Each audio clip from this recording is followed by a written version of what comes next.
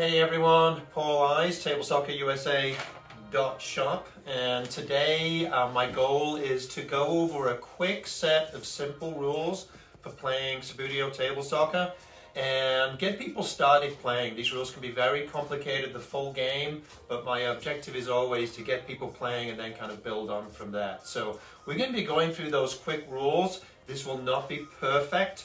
There'll be lots of things you'll need to look up maybe as you progress, but hopefully my goal is this will actually get you playing or get you to a club meet, or this could even be like a little homework assignment before somebody comes to play if you want to use it like that. But it's just about getting people playing really quickly and starting to enjoy the game. So we will have links in the description to fuller sets of rules. If you want to look those up, you can. And let's get to it, okay?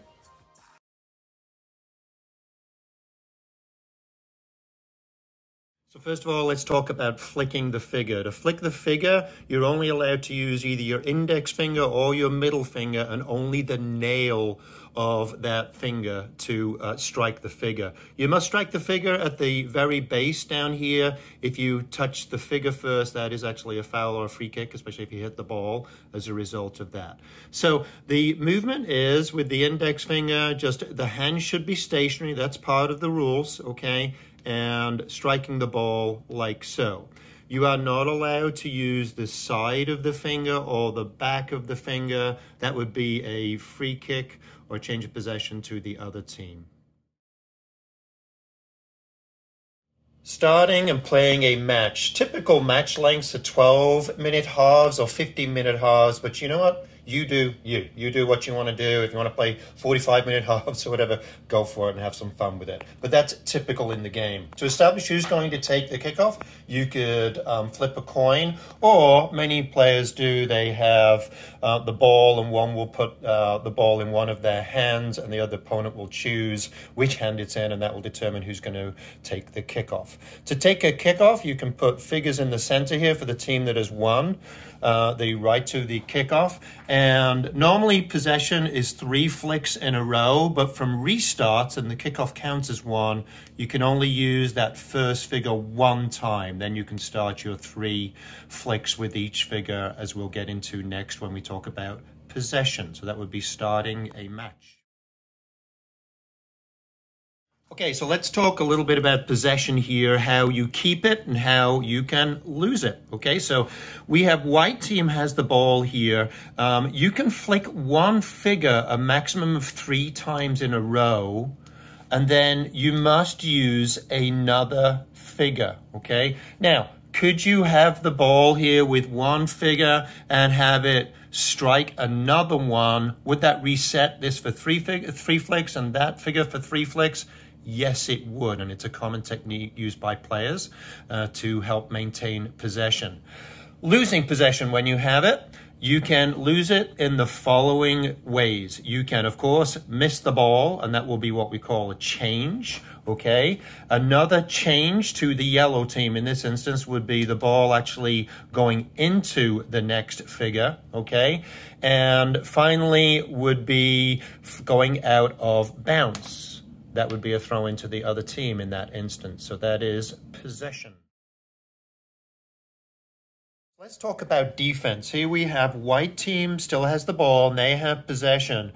Every time they flick and hopefully hit the ball, the opposing team, which is on defense, they don't have the ball right now, and in this case the yellow figured team, they have a right to what we call a blocking or defensive flick. Okay, so, and the purpose of these flicks is not to hit the ball, and we'll talk about that in a moment, but is to make life difficult for the team in possession. So let's say here another flick, we'll play out a couple of flicks here. A good block here may be to do that, and then we know we only have one more flick with that figure, etc. So that is the purpose, and to force hopefully a change in possession or just make life difficult, if you will. Some common scenarios with this, with defensive flicks, are what if you accidentally strike the ball? If you do so, then the team who is still in possession, which is the white team, has the right to either play on, because this might be a more favorable scenario, or to call what we term a back, which is where the figure would go back to where they were flicked from, and the ball back, and then play continues. White still has the ball, okay? So that is a common scenario for that. You're not allowed to strike the ball at that stage. You're also not allowed to, even if you do it inadvertently, bounce off your own defensive figure. Again, a back can be called, or maybe in this case, it may play on and just try to get over the shooting line.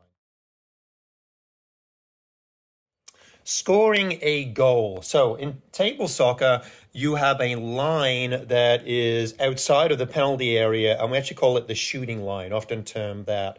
To score a goal, the ball has to be at the origin of the play, has to be completely over the line and in what we call the scoring zone, okay? So you must be in that area. If it is on the line itself, it is not, again, a term that we use, it is not called shootable, okay? So the ball has to be all the way over. The figure, though, can be outside of that zone to take the shot, and it's still an eligible shot at goal, and you can score a goal from that. So let's see here if I can get a goal. Yes, yay, I scored, all right? Now, a very common question for beginners is, what if I have a figure here and I take a shot from the halfway line, and we'll just kind of play that out, and the ball goes from the halfway line and actually strikes a figure either of their own or of the opponent and goes into the goal. Well, remember, the key rule is that the ball at the beginning of play has to originate in the shooting zone. In this case, if that was just a deflection and it went in, it would actually just be a goal kick to the defensive team in this case. So you can't have a shot that just ricochets and goes in the goal. Okay, so let's play out a goal kick. We have here the white team with a potential shot on goal, and it's a terrible shot. And it just goes over the end line. In this case, it would be a goal kick, just like regular soccer. You'd place the ball right here. And in this instance, both teams have the right to reposition and actually pick up their figures and place them where they would like on the field. Then it's typical to use one of the figures from the outfield to take the goal kick, sometimes more accurate, or you are allowed to, but you don't see it as much because it's not really a flat surface, the goalkeeper to kind of move it out and take the goal kick like so. Offense always places their figures first, and then defense places their figures where they want, and the figures have to be a minimum of 2 fingers width away when you restart the game, and that is how you take a goal kick. All right, next, a corner kick. So here we have white on offense, and there is a defender in the way impeding, and we take the flick, and the ball went off yellow last. That would be a corner. So you place the ball in the corner area, as we're used to in regular soccer. Then the offense, which in this case is white, would nominate a figure, and usually it's typical to kind of hold it up and show your opponent what you're going to do, who's going to take the corner. White then plays 3 flicks, and a lot of people think, oh, these are optional, where they are not. You need to take 3 flicks. So 1, and they go first, 1, and then 2, and can you use the same figure twice? You can. 3. Then defense will go 1, 2, and 3. And then you ask your opponent if you're ready, if you're taking the corner kick, just as a courtesy, and you start play from there. Oh, looks like a change. Throw-ins. For a throw-in to occur, you need to have both figures and the ball in the same quadrant. And when I use the term quadrant, the table soccer pitch is split up into fourths, so that's where you get the quads from. So this is a quadrant here, a quadrant here, a quadrant here, and a quadrant here, okay? You need to have all 3 of these elements, both figures and the ball, in a specific quadrant. If I do that and then force a throw, this would be a throw to white. If, however, let's give a scenario where you have a figure right here, the white figure, and they're in possession, and a yellow figure in a different quadrant. This white figure is technically in 2 quadrants. It's on the line, and that's how we interpret that with table soccer. If I were to try to force a throw here, that would not be a throw for white. It would be for yellow, because it's what we call the quadrant rule. So again, for a throw-in to be legal, everything has to be in the same quadrant. So let's say we have forced a throw here. How does that play out?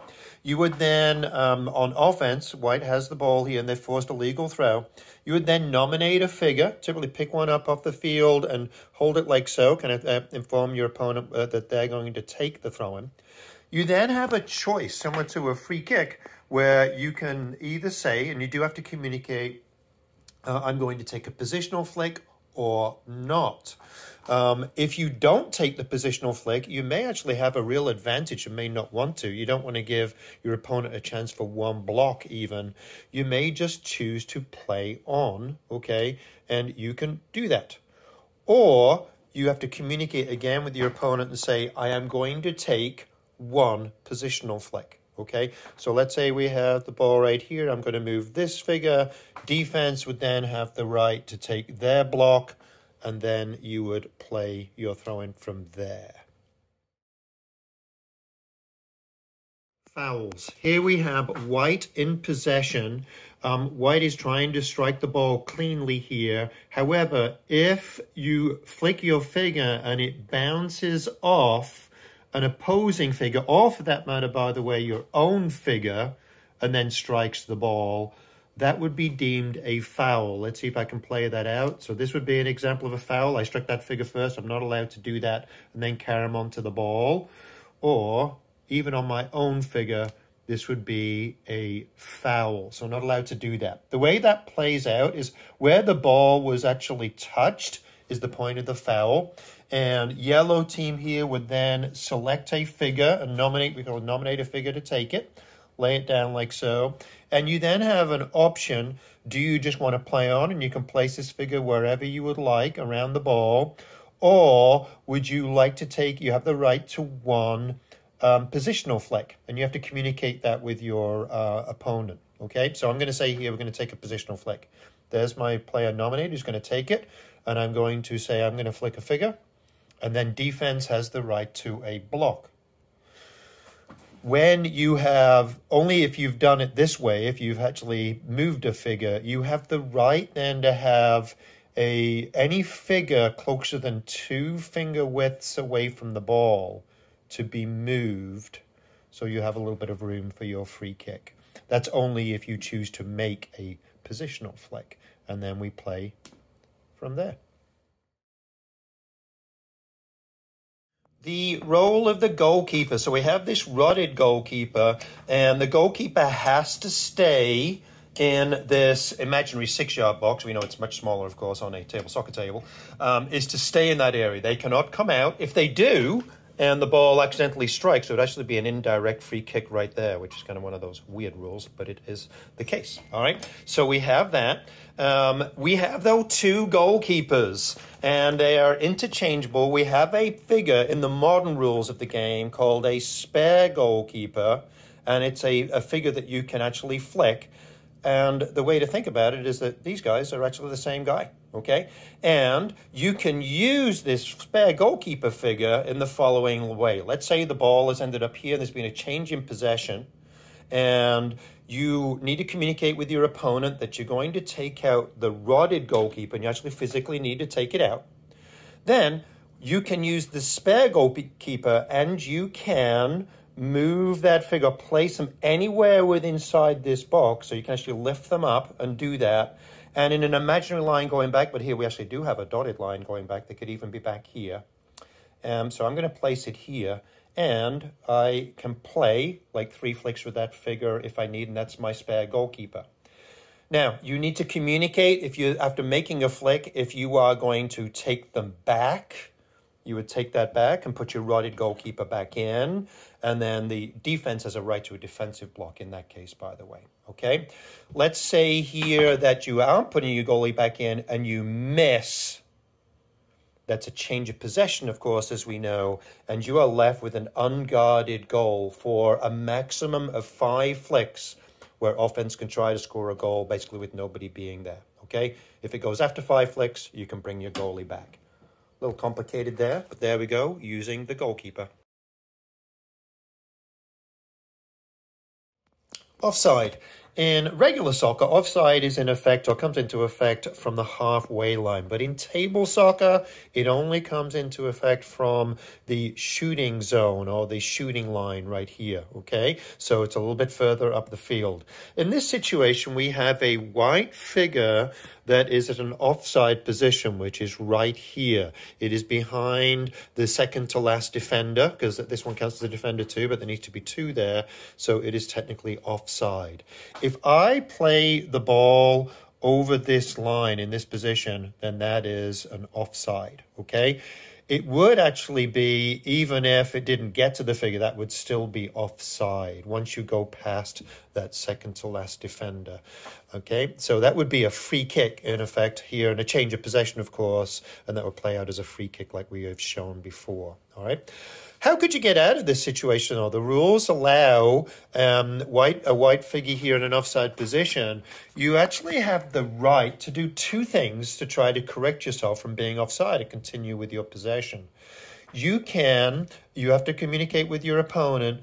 You have the right to what they call an onside flick, or sometimes referred to as a tick flick, and you have the right to 3 of those in any possession to correct any offside position. So here we have an offside figure.